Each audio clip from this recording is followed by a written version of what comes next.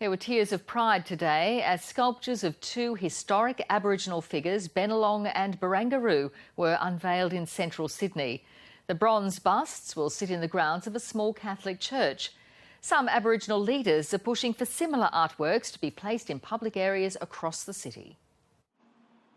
For this former builder turned sculptor, Roger Apte, it's about bringing history to life. If I create objects that can hold a story and that story is told, they'll remember the story. Here in his Brookvale workshop on Sydney's northern beaches, his most important project yet. The recreation of prominent Indigenous figures Bennelong and Barangaroo. I hope the legacy is that people will view them and consider the meanings of the pieces. It was the idea of a Catholic priest whose parish church of St Patrick's is in central Sydney. I get a bit emotional actually, because they're not just statues. They're people and their history, and they're my history, they're our history. This is Australia. Bennelong served as a mediator between the Eora people and Governor Arthur Phillip. His wife Barangaroo was also a leader within her clan, known for her feisty nature and strong pride in her culture.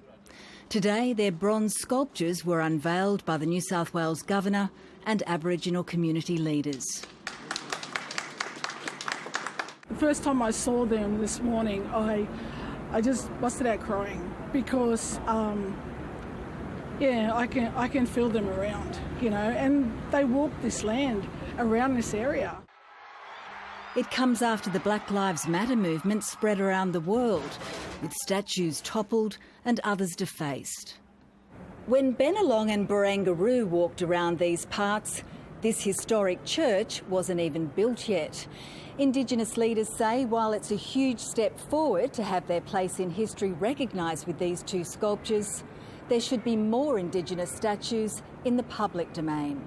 This is actually on the church's grounds. It's not actually in the public domain, where if you have visitors that are walking around a park, they wouldn't actually see anything like this. Small steps forward on the slow road to reconciliation.